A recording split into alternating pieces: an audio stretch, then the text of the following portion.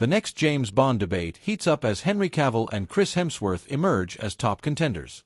But who truly deserves the license to kill? Welcome to Stats In. If you're just joining us, please subscribe and don't forget to turn on notifications bell for more videos. Daniel Craig has officially hung up his tuxedo, and the world is left wondering, who's got the suave, the charm, and the sheer physical presence to fill those polished Oxfords?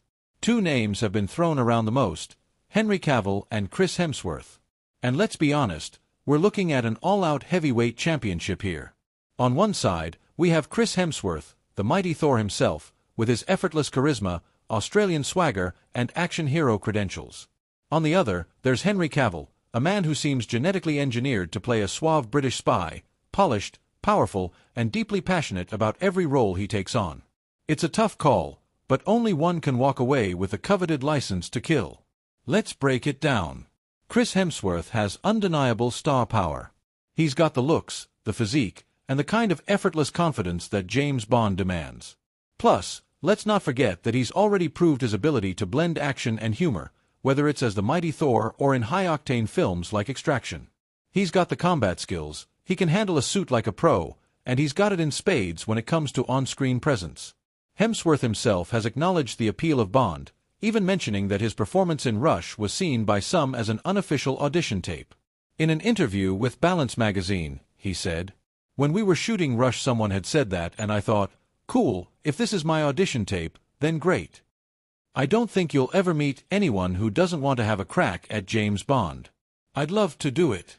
But, and it's a big but, Bond isn't just about brawn. While Hemsworth can certainly handle the physicality, Bond requires a certain level of British refinement, a subtle sharpness, and a deep-rooted connection to the character's long history. And that's where Henry Cavill comes in. If there's one man who was practically made to play James Bond, it's Henry Cavill.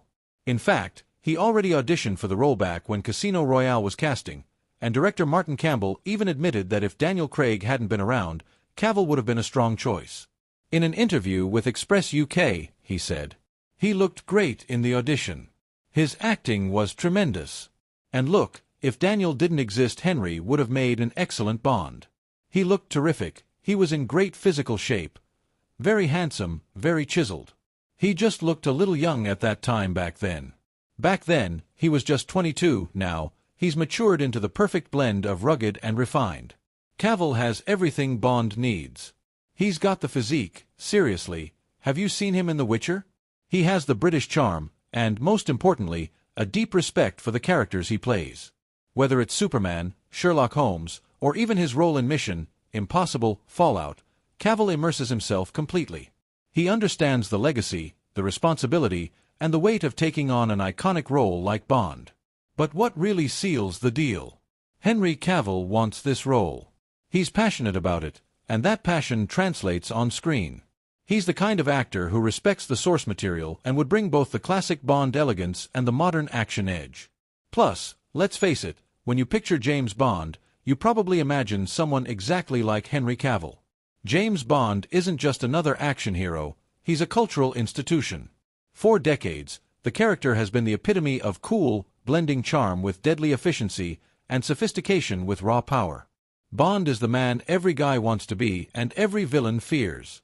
He's got gadgets that would make a tech billionaire jealous, a wardrobe that could turn heads at Milan Fashion Week, and a knack for high-speed chases that defy physics and common sense. Beyond the action, Bond has always been a character of reinvention. From Sean Connery's smooth operator to Daniel Craig's gritty, no-nonsense approach, each era has brought something fresh to the table. Chris Hemsworth would make a great action spy, no doubt. But when it comes to embodying the essence of James Bond, the refinement, the calculated intensity, and the undeniable British charm, Henry Cavill is the obvious winner. Fans seem set on this choice, and other actors have ruled themselves out of the race. He's already been in the running once before, and now, with more experience, more presence, and more sheer Bondness, he's ready to step into the role. So, while Hemsworth can continue being the hammer-wielding hero of the cosmos, it's time for Cavill to pick up the Walther PPK and remind the world why nobody does it better than 007. Cavill was born in Jersey, the largest and southernmost of the Channel Islands, which are dependent territories of the British Crown and are located off the coast of Normandy, France. He is the fourth of 5 sons of Marianne Cavill, née Dalglish, a secretary, and Colin Cavill, a stockbroker. The family lived in St. Helier, where Henry Cavill grew up playing computer games with his brothers. At age 13, he left Jersey to attend the Stowe School, a boarding school in Buckinghamshire, England. At Stowe, Cavill developed an interest in acting and participated in school productions, including Grease, A Midsummer Night's Dream, and Tom Stoppard's Dog's Hamlet. At age 16, he and his classmates had the opportunity to be extras in the movie Proof of Life, 2000, starring Russell Crowe. While on set, Cavill introduced himself to the recent Oscar winner, who encouraged him to pursue acting professionally. Cavill soon landed a role in Vendetta, 2001, followed by another in Kevin Reynolds' big-screen adaptation of The Count of Monte Cristo, 2002.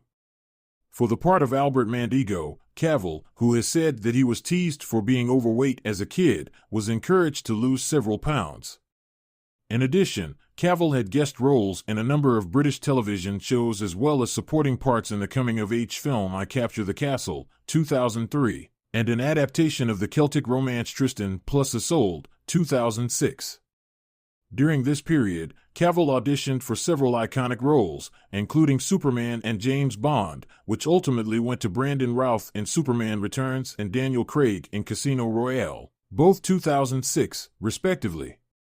Those setbacks led him to consider following in the footsteps of 2 of his elder brothers and joining the armed forces. In 2007, however, Cavill garnered his first leading role in The Tudors, a cable series following the exploits of Henry VIII, played by Irish actor Jonathan Rhys-Meyers. Cavill portrayed Charles Brandon, a loyal courtier to the king. The series helped make Cavill a familiar face, and during its 4 seasons, 2007 to 10, he also appeared in such films as the adventure fantasy Stardust, 2007, and the Woody Allen comedy Whatever Works, 2009. After The Tudors, Cavill proved his skill as an action star, playing Greek hero Theseus in Immortals, 2011, and the son of a CIA agent, played by Bruce Willis, in The Cold Light of Day, 2012. In 2011, Cavill announced that he had been cast as Clark Kent/Superman in Man of Steel, 2013. He later admitted that he had missed the call from director Zack Snyder offering him the job because he had been playing the online game World of Warcraft. To portray the Man of Steel, Cavill transformed his body, adding so much muscle that he sometimes split the seams of his Superman costume. He also had the opportunity to work alongside Crowe, who played Superman's father. Jor-El. Cavill went on to reprise the role in Batman v Superman, Dawn of Justice, 2016, starring opposite Ben Affleck as Batman, and in Justice League, 2017, featuring such DC comic book heroes as Wonder Woman, played by Israeli actress Gal Gadot. In between Superman films, Cavill starred in director Guy Ritchie's big-screen adaptation of The Man from UNCLE, 2015, playing a CIA agent who teams up with a KGB agent, played by Armie Hammer, and in Sandcastle, 2017, portraying a Special Forces captain on a 2003 tour of